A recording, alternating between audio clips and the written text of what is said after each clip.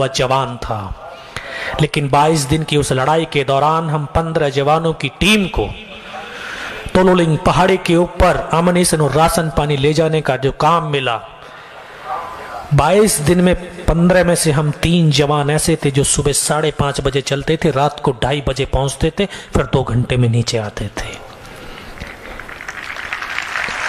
उसी काम की बदौलत, उसी कार्य की बदौलत हम तीनों जवानों की एक पहचान बनी कि तीनों लड़के फिजिकली मेंटली बहुत स्ट्रांग हैं, इनको घातक प्लेटून के अंदर शामिल किया जाए। तभी हमारे एक कमीशन होकर के एक लेफ्टिनेंट बलवान सिंह आए थे, उनको उस टीम की कमान दी गई। 1-2 दिन का रिहर्सल का समय मिला और आखिरकार हमने 2 जुलाई को उस पहाड़ी पर चढ़ना शुरू कर दिया। साथियों, उस पहाड़ी पे सिर्फ रात को चढ़ सकते थे, दिन पे नहीं, क्योंकि हाइट 16,500 फीट, जो कि दुश्मन दूर से दूर हमें आसानी से बर्बाद कर सकता था। तो अपने आप को छुपाते हुए, सरप्राइज मेंटेन करते हुए उनकी नजदीक तक पहुंचना बहुत जरूरी था। तो इसलिए रात भर चलते थे, दिन भर पत्थरों में चुपचाप छुपे रहते थे। दुश्मन का बाहर गोलाबारी चल रहा था, बर्फीला तूफान चल रहा था, लेकिन इन सब की परवाह न करते हुए ये हिंदुस्तान के जवान कंधे से कंधा और कदम से कदम मिलाते हुए 2 रात और 1 दिन उस पहाड़ी पर लगातार चढ़ते रहे। और तीसरी रात का वो मंजर आज भी मेरी आंखों के सामने ऐसे नजर आता है कि जैसे कल ही की तो बात है।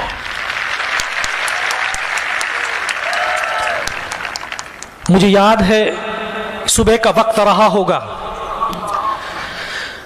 बिल्कुल खड़ी चट्टान, 90 डिग्री की चट्टान थी, उसके ऊपर सिर्फ रस्सियां बांध करके एक दूसरे का हाथ पकड़ करके हम पूरी टीम चल रही थी। दोनों तरफ दुश्मन के बंकर्स थे, लेकिन अंधेरे की वजह से नहीं दिखाई दिए। लेकिन जब व्यक्ति चलेगा तो आवाज भी होगी, पत्थर भी फिसलेंगे, उनकी भी आवाज होगी। उसी आवाज के तहत पाकिस्तान के दोनों बंकर्स ने इस तरह से फायरिंग खोल दिया। जो हमारी टुकड़ी का रास्ता था वो कट ऑफ हो गया। केवल हम 7 जवान तब तक चढ़ चुके थे जब तक उनका फायरिंग शुरू हुआ। इस स्टेज की बराबर प्लेन स्पेस, सामने दुश्मन के 2 बंकर्स, हम 7 जवानों ने जाकर के आधाधुंध फायरिंग किया और दोनों बंकर्स में जितने भी पाकिस्तान के सैनिक थे तमाम को मौत की घाट उतार दिया।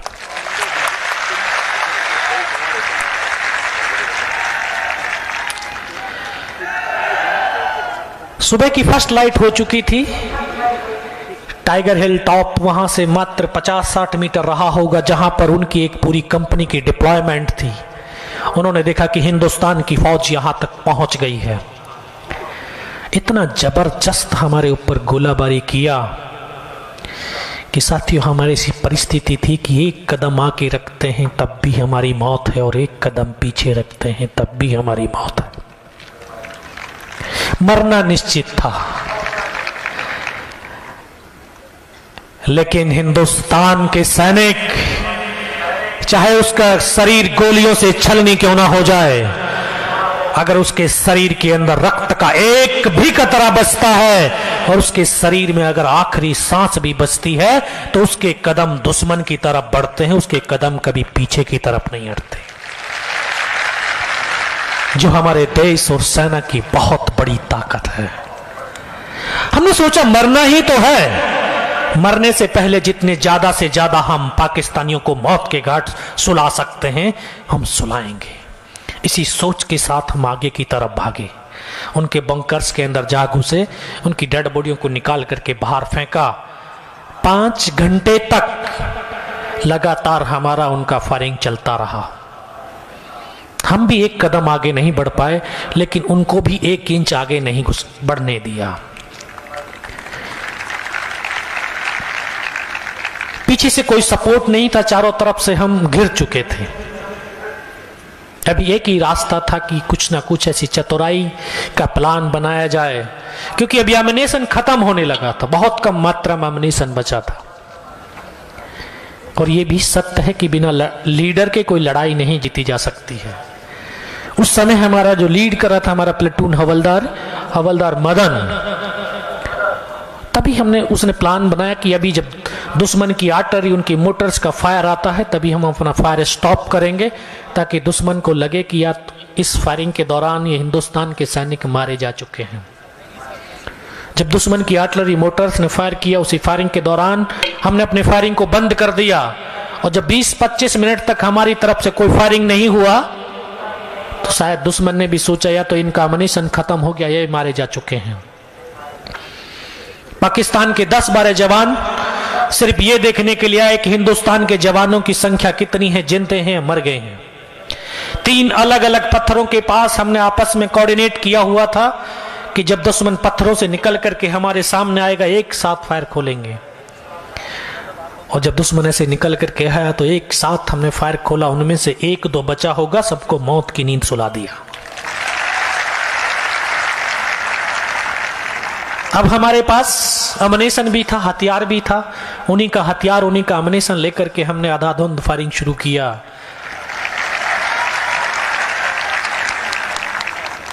लेकिन जो पाकिस्तान का 1-2 जवान बच गया था, उसने जाकर के अपने कमांडर्स को बताया कि हिंदुस्तान के वहां पर 8 या 10 ही जवान हो सकते हैं। विदिन 30 मिनट 35 से 40 पाकिस्तान के जवानों ने दोबारा से हमला कर दिया। हमला इतना जबरदस्त, जितने भी उनके पास हैवी वेपन थे, बड़े बड़े हथियार थे, तमाम हथियारों का 20 मिनट तक आधाधुंध गोलाबारी शुरू किया। हमें सर नहीं उठाने दिया, और फिर अल्लाह अकबर के नारे लगाते, पत्थर फेंकते हुए, ग्रेनेड फेंकते हुए नजदीक आने लगे। तो हमने भी अपना फायर स्टॉप कर दिया, क्योंकि हम जानते थे कि अगर हमारा फायर खुलता है तो हमारी लोकेशन जाहिर हो जाएगी। हम उनको नजदीक आने का इंतजार करने लगे। जब काफी नजदीक आए तो हमारी एक LMG लाइट मशीन गन वो उनको नजर आ गई, उसी के ऊपर सीधा उन्होंने RPG का राउंड दाग दिया। वो वेपन हमारा डैमेज हो गया। उसको चलाने वाले नए जवान थे, उनको भी आकर के जब पत्थर लगे तो हमारे कमांडर्स प्लेटून हवलदार की तरफ वो दौड़े। वो प्लेटून हवलदार के आखिरी शब्द आज भी मेरे कानों में गूंजते हैं। उस वेपन के जस्ट बाईं तरफ में बैठ करके फायर कर रहा था तो उन्होंने मुझे आवाज दी, योगेंद्र इस LMG को उठा करके फेंक। इस वेपन के सिवा आज दुनिया में कोई बचाने वाला नहीं है। मैं उस हथियार को उठा करके उनकी तरफ फेंक तो दिया, मेरी नजर ऊपर की तरफ गई तो देखता हूं कि जिस पत्थरों से हम फायर कर रहे थे उसी के ऊपर 7 पाकिस्तान के जवान खड़े हुए थे। मैं कह सर ये तो बहुत नजदीक आ गए, कहां पर हैं ये खड़े हुए? शायद मेरी आवाज उन तक पहुंची होगी, ऊपर से सीधा ग्रेनेड फेंका। तो मेरे एक साथी पीछे लाइंग पोजीशन से फायर कर रहा था, दोनों के बीच में आकर के ग्रेनेड फटा और उसकी यहां से उंगली कट करके दूर जाकर के पड़ी। तो जिसको चोट लगती है दर्द का एहसास उसी को होता है। उसको लगा कि उसका हाथ कट गया है। उसने बोला कि मेरा हाथ कट गया। मैं पीछे की तरफ मुड़ करके देखा, मैं कहा नहीं हाथ नहीं सर, उंगली कटी है। उनको फर्स्ट एड दिया। फर्स्ट एड देने के बाद तभी एक और जवान जख्मी हो गया। सभी ने बोला कि आप लोग फायर नहीं कर सकते हैं तो आप ऐसे करो, नीचे की तरफ कूद जाओ, हो सकता है अपनी टीम चढ़ सकती है तो चढ़ाने की कोशिश करना, लेकिन आप चले जाओ नीचे की तरफ। साथियों, अभी तो किताबों के अंदर पढ़ करके गया था कि एक सैनिक दूसरे सैनिक के लिए अपने आप को कुर्बान कर देता है। आज तो देखने को मिल रहा था कि सैनिक न कोई धर्म देखता, न कोई जाति देखता, न क्षेत्र देखता, सिर्फ एक वर्दी को देख करके अपने आप को उसके लिए कुर्बान कर देता है।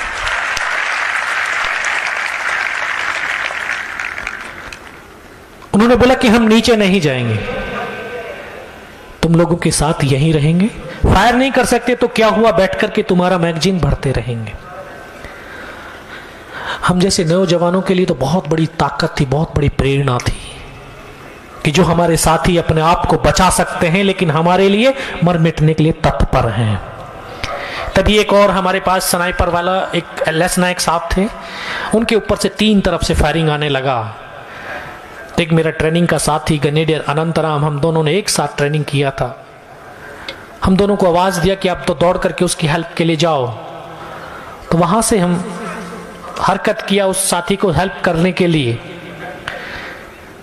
तो शायद मेरी हरकत उनको दिखाई दिया होगा, सीधा ऊपर से फिर ग्रेनेड फेंका और ग्रेनेड का एक ही स्प्लेंडर आकर के मेरे भी घुटने के नीचे लगा, तो मुझे भी शायद एहसास हुआ कि मेरा घुटने से पैर कट गया है, क्योंकि खड़े थे, खड़ा नीचे गिर गया मैं। नीचे गिरते ही एकदम से दिमाग में आया कि देखता हूं पैर कटा है कि नहीं। तो ऐसे हाथ मार करके देखा तो पैर तो था, लेकिन बहुत गहरा जख्म था। खुद फर्स्ट एड करने लगा। अभी फर्स्ट एड कर ही रहा था, तभी एक और ग्रेनेड का स्प्लेंडर आया, उसने आकर के यहां से ये पूरा चेहरा काट दिया। इसको कटने के बाद आंखों से दिखाई देना बिल्कुल बंद हो गया। बहुत देर तक आंखें खोलने की कोशिश करी, लेकिन कुछ भी नहीं दिखाई दिया। और जब आंखें खुली तो देखता हूं ऊपर से नीचे तक लहू लुहान और नाक से खून की धार बह रही थी। तो वहां पर उनका एक स्लीपिंग बैग पड़ा हुआ था। बहुत देर तक ब्लड साफ करता रहा, लेकिन खून बहना बंद नहीं हुआ। फिर भी रेंगता हुआ अपने उस साथी के पास पहुंचा और पहाड़ी से पीठ लगा करके, ठीक हम आमने सामने बैठे हुए थे, फायर सपोर्ट दे रहे थे अपने साथी को। मैं उनको बोला कि सर आप ऐसे कीजिए कि फर्स्ट एड कर दीजिए। उन्होंने मुझे आदेश दिया कि पहले फायर कर, थोड़ी देर के बाद में मैं फर्स्ट एड करता हूं। तो मैं साथियों देख रहा था कि मैं फायर करता रहता, उनकी तरफ देखता रहता। कुछ देर के बाद उन्होंने अपनी फील्ड पट्टी निकाली, उसकी पॉलिथीन फाड़ने के लिए यहां तक हाथ पहुंचा था और यहां पर आकर के उनको गोली लगी। और इस तरह से करते करते पीछे की तरफ लेटते चले गए, लेकिन एक शब्द भी तो नहीं बोले। मेरी बगल में बैठा हुआ मेरा साथी, मैं उसको बोला अनंतराम सर को तो गोली लगी है, और उसके मुख से सिर्फ क्या यही शब्द निकला। उसको आकर के से सीने में ब्रश लगा, वो भी मेरी गोद में आकर के सो गया। प्लेटून हवलदार को बोला सर दोनों बंदों की गोली लगी है, कैसे हैं? दोनों के दोनों शहीद हो गए।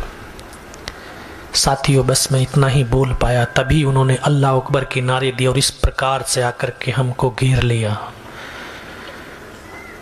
वो एक ऐसा पल, ऐसा मंजर कि एक ही पल के अंदर सब कुछ खत्म हो गया।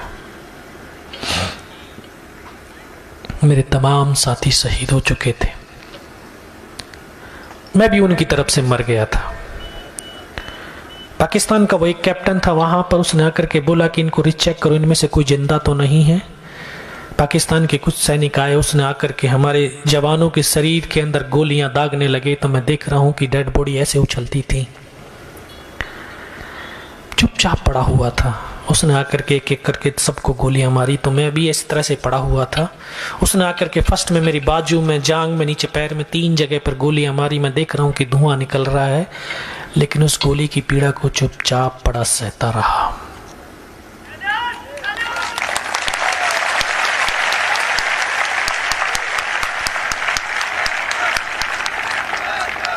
जब वो गोली मार करके चला गया, तब अपने मन के अंदर एक विश्वास पैदा किया कि अगर इसने सर और सीने में गोली नहीं मारी, चाहे मेरा हाथ या पैर दोनों ही काट करके क्यों ना ले जाए, मैं उफ तक नहीं करूंगा और मैं जिंदा भी रहूंगा।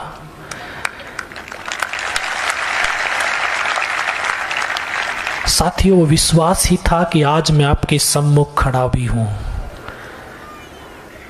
जैसे डीआईजी साहब ने कहा, जनरल साहब ने कहा कि अगर हम दृढ़ संकल्प कर लें, अपने अंदर एक विश्वास पैदा कर लें किसी काम को करने के लिए, तो जो शरीर की तमाम शक्तियां उस कर्तव्य, उस कार्य को करने के लिए तत्पर हो जाती हैं और दुनिया की कोई ताकत उस काम को करने से रोक नहीं सकती है।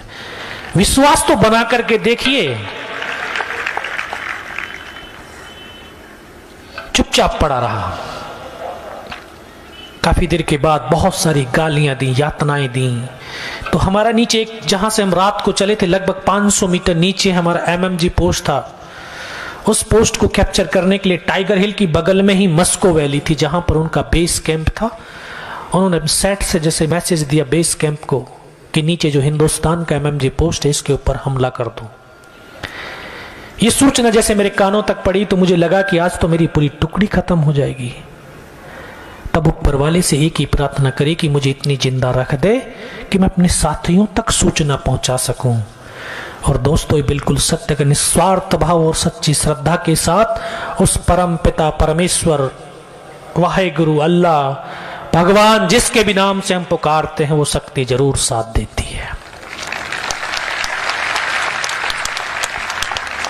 चुपचाप पड़ा रहा। बहुत देर के बाद उनके उस कमांडर ने बोला कि इनके वेपन उठा लो, तो उनका एक जवान आकर के दोबारा से गोलियां मारने लगा, दूसरा वेपन उठा रहा था। उसने आकर के उसी रोटेशन से दोबारा से गोलियां मारी, फिर भी मेरी बाजू में, पैर में गोली मारी, और जब एक कदम आगे चला तो उसने राइफल जब सीने की तरफ करी तब लगा ये योगेंद्र अब नहीं बचेगा। लेकिन कहते हैं कि जाको राखी साइयां मार सके ना कोई।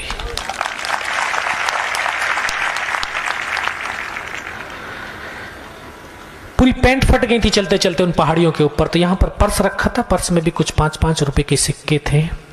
बस उस परमात्मा को बचाना था, इस मां को बचाना था, क्योंकि मैं शुरुआत में बोला था कि मां ऐसे ही नहीं बोलते भारत मां, मां जैसा कर्तव्य भी निभाती है। ये अपने सपूतों को, अपने वीरों का, कि वीरता, शौर्य और पराक्रम को कभी दफन नहीं करती है, बाकी किसी न किसी एक को माध्यम चुनती है कि अपने उन वीरों की वीरता, शौर्य और पराक्रम को दुनिया तक पहुंचा सके। शायद इस मां ने मुझे चुनाव किया था। जब गोली चलाई तो जाकर के उस सिक्कों पर लगी और रिकॉचिट हो गई। गोली के धक्के से मुझे भी आभास हुआ कि यार मैं भी मर गया हूं। पाकिस्तान का दूसरा सैनिक आया, उसने आकर के मेरा AK-47 उठाया और वापस मुड़ा। शायद उसका पैर मेरे पैर से टकराया होगा, तो मुझे एकदम से चेतना आई, होश आया, लगा कि यार तू तो जिंदा है। तब एक अंतरात्मा से आवाज आया कि योगेंद्र अभी तक नहीं मरा तो अब मरेगा भी नहीं।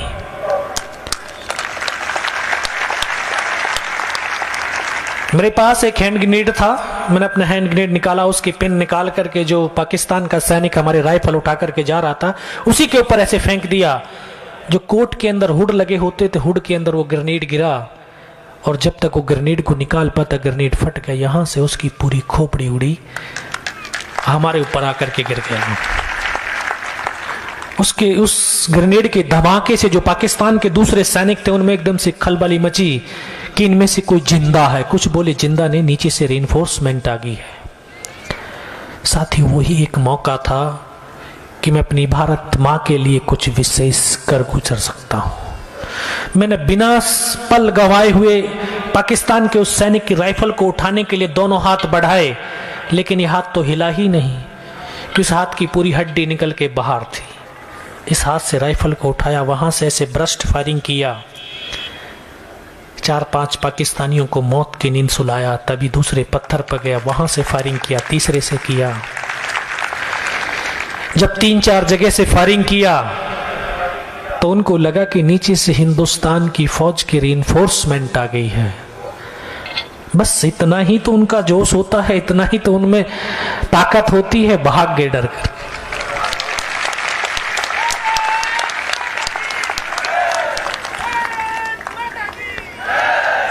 तीन 4 मीटर रेंगता हुआ जब आगे गया तो जाके देखता हूं सामने उनका लंगर चल रहा है, उनके लिविंग टेंट लगे हुए हैं, उनकी जो बड़े हथियार मोटर पोजीशन थी वो वहां से क्लियर नजर आ रही है। तमाम को वहां से देखा, पूरी सूचना एकत्रित किया, क्योंकि मुझे तो मालूम था कि अभी मेरी दूसरी टीम अटैक के लिए आएगी। जितनी ज्यादा से ज्यादा इंफॉर्मेशन वहां तक पहुंचा सकूं, अपने साथियों तक दे सकूं, ये मेरे लिए बड़ी सौभाग्य की बात होगी। सब कुछ वहां से देख करके वापस मुड़ा, क्योंकि उस समय जहन के अंदर एक ही पागलपन था, अपने साथियों को बचाना है, अपने पोस्ट को बचाना है। मैं वापस रेंगता हुआ, खिसकता हुआ अपने साथियों तक पहुंचा तो एकदम से लगा कि हो सकता है कि मेरी तरह कोई मेरा साथी जीवित होगा। दोस्तों आकर के देखने लगा, किसी का पूरा सर निकला हुआ बाहर था, किसी के पूरे फेफड़े निकले हुए बाहर थे। बहुत देर बैठ करके रोता रहा। इतनी असहनीय पीड़ा होने लगी, क्योंकि हड्डियां जब आपस में टकराने लगी। इस हाथ को ऐसे बांधने की कोशिश किया, लेकिन हाथ बंधा नहीं। ऐसा लगा कि शायद ये कट गया है। फिर लगा कि कट गया तो इसको तोड़ कर ही फेंक देता हूं। इसे पकड़ करके तोड़ने की भी कोशिश करी, लेकिन टूटा ही नहीं। फिर इसको उठाया, पीछे कमर पे फेंका, बेल्ट में फंसाया। सोचता रहा कि जाऊं कहां, किधर जाऊं। 2.5 साल की सर्विस, 19 साल की उम्र, न सर्विस का तजुर्बा न उम्र का अनुभव।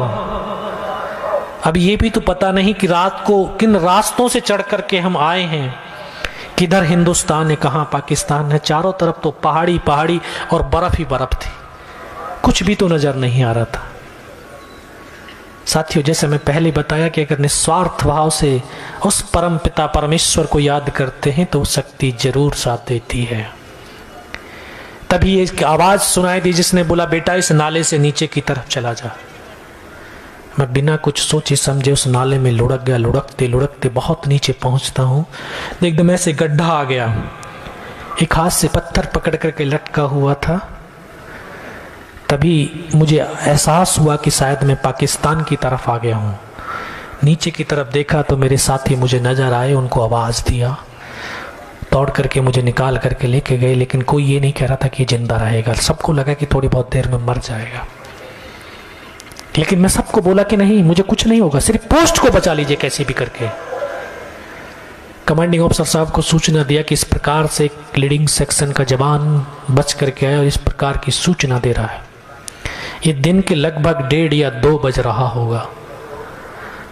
सीओ ने बोला, इस लड़के को जल्दी से जल्दी मेरे पास पहुंचाइए। वर्दीधारी जानते हैं, आप लोगों के इधर भी पहाड़ियां हैं, चढ़ना, पहाड़ियों पे चढ़ना बहुत आसान है लेकिन उतरना बहुत मुश्किल है, वो भी कैजुअलिटी को लेकर के। जवान मुझे कंधे पे डाल करके पीछे की तरफ लाने लगे। सीओ साहब के पास पहुंचते पहुंचते शाम हो गई थी और इतना ब्लड निकल चुका था कि मुझे भी दिखाई देना बिल्कुल बंद हो गया था। सीओ साहब ने बोला, बेटा मेरे को पहचानता? मैं कहा, साहब आवाज सुनाई दे रही लेकिन दिखाई कुछ नहीं दे रहा। बोला, मैं तेरा commanding officer colonel Kushal Chand Thakur. मैं, जय हिंद साहब, बहुत तेज सर्दी लग रही है।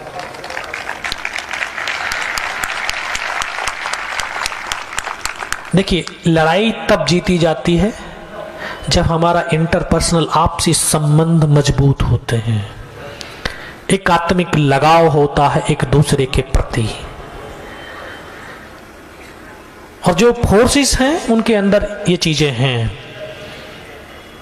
एक पिता पुत्र जैसे संबंध होते हैं। उन्होंने तुरंत अपने टेंट के अंदर लिटाया, 3-4 स्टॉप जलवाए। थोड़ी सी गर्मी महसूस हुई, मैं कहा, साहब पानी पिला दीजिए, क्योंकि अभी बारूद की वजह से जबान नाटने लगी थी, बड़े सख्त थे। बोला, नहीं पानी नहीं मिलेगा। तभी डॉक्टर ने सुन लिया कि बोला, नहीं नहीं नहीं बेटा, मैं पानी पिलाता हूँ। डॉक्टर साहब आए, उन्होंने आकर के एक ग्लूकोज की बोतल पिलाई। थोड़ी सी एनर्जी आई, महसूस हुई है कि एनर्जी है शरीर के अंदर। सीओ साहब ने बोला, बेटा कुछ बता सकता? मैं कहा, सब बता सकता हूँ। तब ऊपर का तमाम घटनाक्रम जो भी इंफॉर्मेशन थे उस सीओ साहब को दिया। लास्ट में सीओ साहब ने बोला, बेटा जवान की रिक्वायरमेंट क्या है? साहब, जवान की रिक्वायरमेंट अमनीशन और फील्ड पट्टी की है, खाने के लिए नहीं चाहिए। 72 घंटे से भी ज्यादा का समय हो गया था। एक बड्डी पेयर ने सिर्फ आधा बिस्कुट का पैकेट खाया था, आधा तो बैलेंस ही है। सर भूख ही नहीं लगती है। इतना कहते कहते फिर डॉक्टर ने कौन सा इंजेक्शन लगाया, फिर मुझे पता नहीं मैं कहां पर हूं। 3 दिन के बाद होश आया, देखा ऊपर पंखा चल रहा है। पता चला कि 92 बेस हॉस्पिटल श्रीनगर, और वहीं पर मुझे सूचना मिली कि उसी रात को मेरी बटालियन ने दोबारा से अटैक किया और बिना कुछ कैजुअलिटी के टाइगर हिल टॉप के ऊपर विजय पताका फहरा दिया।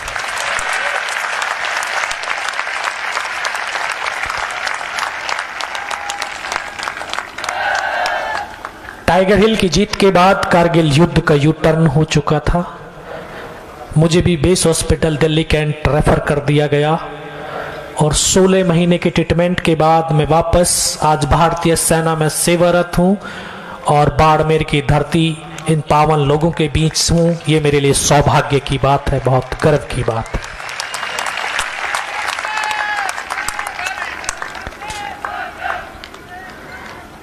मैं यूथ को, चाहे बाड़मेर की यूथ हो, चाहे हिंदुस्तान के दूसरे नौजवान साथी हो, मैं सबको यही आह्वान करता हूं कि आप, जनरल साहब ने डीआईजी साहब ने, आईजी साहब ने वर्दी के लिए बोला वर्दी होनी चाहिए। मैं आपसे कहता हूं कि हिंदुस्तान आपके दिलों में होना चाहिए, आपके कार्यों में हिंदुस्तान होना चाहिए। क्योंकि किसी भी क्षेत्र में रहें, देशभक्ति ये नहीं है कि हमने वर्दी पहन ली हम ही देशभक्त हैं। देशभक्ति हमारे जज्बातों में होनी चाहिए, हमारे कर्मों में होनी चाहिए। हम कहीं से भी देशभक्ति दिखा सकते हैं, कर सकते हैं। सिर्फ एक जुनून होना चाहिए, देश के लिए जुनून होना चाहिए। जिस भी कार्य में हम कार्यरत हैं, जिस कार्य में हम लगे, जिस क्षेत्र में हम हैं, उस क्षेत्र में काम करते समय अपने राष्ट्र और राष्ट्रवासियों को सर्वप्रथम रख करके काम करना चाहिए कि इस काम से मेरे राष्ट्र को और मेरे राष्ट्रवासियों को क्या सहूलियत मिल सकती है, उनको क्या सुरक्षा मिल सकती है, उनको क्या संपन्न बन सकते हैं, क्या समृद्ध मेरा राष्ट्र बन सकता है इस कार्य से। अगर इस सोच के साथ हम कोई काम करते हैं तो कोई गलत काम हम कर ही नहीं सकते हैं। हमें सच्चा राष्ट्रभक्त, हमें सच्चा हिंदुस्तानी बनने की जरूरत है।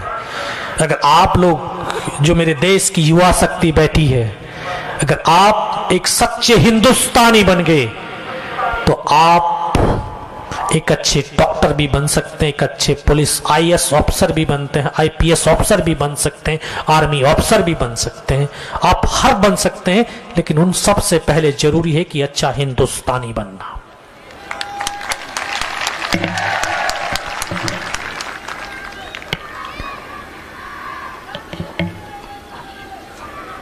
अपनी हर काम के अंदर एक सकारात्मक सोच रखना है।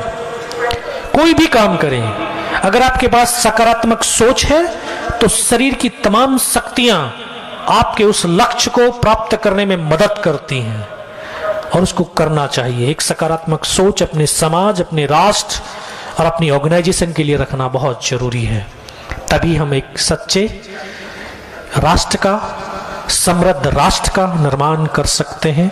क्योंकि ये ताकत जो आपकी ताकत है, यही देश की ताकत है। जिस दिशा में ये युवा शक्ति की ताकत जाएगी, देश उस तरफ ही जाएगा। तो उस ताकत को सही दिशा में लगाना बहुत जरूरी है और हम सबका दायित्व बनता है, जो हमारे बुजुर्ग बैठे हैं, समय समय पर अपने इस यूथ को सही मार्गदर्शन दें ताकि ये राष्ट्र एक निर्माण राष्ट्र का निर्माण कर सकें और इस देश को समृद्ध, सशक्त और पावरफुल राष्ट्र बना सके। मैं पुनः इस ऑर्गेनाइज कमेटी के तमाम सदस्यों का हृदय से आभार व्यक्त करता हूं कि मुझे इस पावन मिट्टी को चूमने का, अपने माथे पर लगाने का सौभाग्य इन्होंने दिया है। मैं इन सबका आभार व्यक्त करता हूं। और आखिर में मैं एक कहना चाहता हूं, क्योंकि बहुत सारे कवि लोग भी हैं और हम सैनिकों की एक जो हमारा परिचय होता है, सब अपना अपना परिचय अलग अलग देते हैं। मैं आपको ये कहना चाहता हूं कि हम सैनिकों का एक ही परिचय होता है, चाहे हम पुलिस का सिपाही हो, चाहे पैरामिलिट्री फोर्सेस का सिपाही हो, चाहे आर्मी, एयरफोर्स, नेवी का सिपाही हो। उसके जवान से एक ही चीज होती है कि वो बोलता है, न मैं नेता हूं न अभिनेता हूं, न नेता हूं न अभिनेता हूं, न कवि हूं, भाषा की परिभाषा से अनभिज्ञ हूं, मैं तो भारत मां के आंचल पर लगे दागों को अपने लहू से साफ करने वाला सेवक हूं।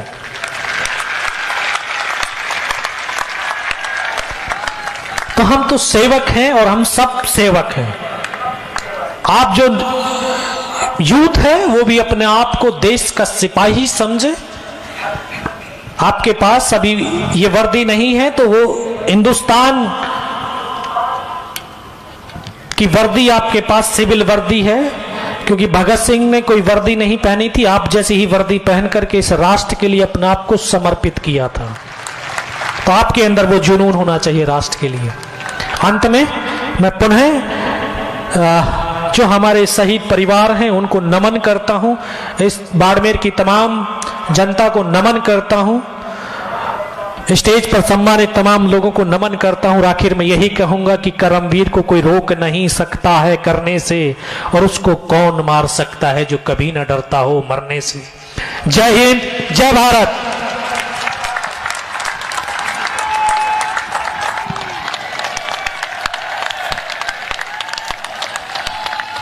सरफरोशी की तमन्ना अब हमारे दिल में है, देखना है जोर कितना बाजुए कातिल में है। हम अभी से क्या बताएं क्या हमारे दिल में है, वक्त आने दे ऐ आसमां, हम अभी से क्या बताएं क्या हमारे दिल में है। आप जहां हैं वहीं बैठ जाएं। मैं बस कुछ क्षणों के लिए आपसे और विनती करना चाहता हूं। साहिबान, हमारे आज के इस समारोह के खास मेहमान सूबेदार मेजर योगेंद्र सिंह यादव, परमवीर चक्र से सम्मानित। यादव साहब ने कितने खूबसूरत शब्दों में इतने दर्द, इतनी तकलीफ, मौत के मुहाने पर खड़े होने वाला शख्स भी उस मंजर को इतनी खूबसूरत तरीके से मंजर कशी कर सके, मैं सलाम करना चाहता हूं आपको। देखिए साहिबान, यादव साहब ने 18 गोलियां खाई, उसके लिए जितनी तालियां बजाएं बजा लें।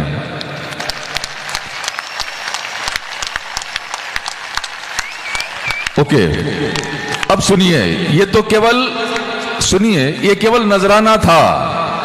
तालियां अब इस वजह से बजाइए साहिबान के सूबेदार मेजर यादव ने तमाम गोलियां सीने पर खाई, पीठ पर एक भी गोली नहीं खाई।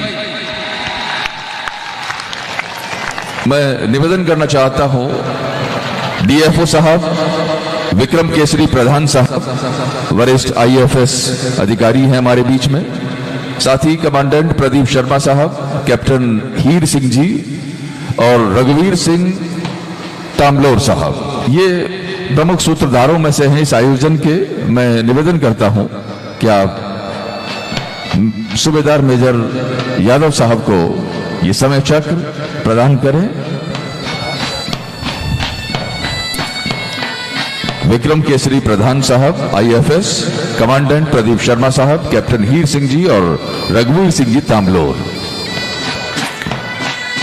बहुत आभार। और अब एक छोटी सी औपचारिकता, बल्कि औपचारिकता ना कहकर मैं हमारे स्थानीय कलाकार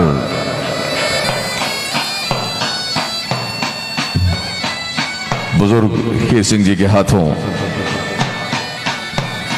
यादव साहब के कांधों पर एक नया बोझ, ये बोझ है बाड़मेर के अपनेपन का, ये बोझ है बाड़मेर की मेहमान नवाजी का, ये बोझ है बाड़मेर के अपनेपन, अपनायत और शिष्टाचार का।